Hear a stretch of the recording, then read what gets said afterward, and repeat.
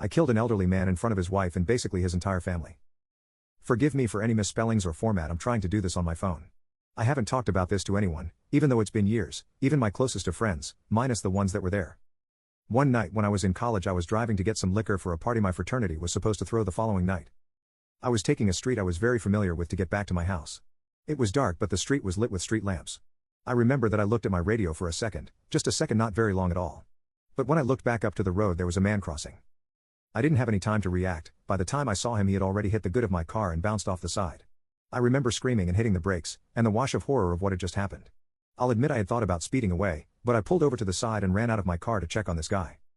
When I got to him his family was standing outside the restaurant he was leaving and they were all screaming and crying. He was laying on the side of the road with blood coming out his nose and mouth. 2 other men were standing with him trying to see if he was all right and calling 911. All I could say was I didn't see him. I was frantic by the time it had said and what I had done. I sat on the curb across from the family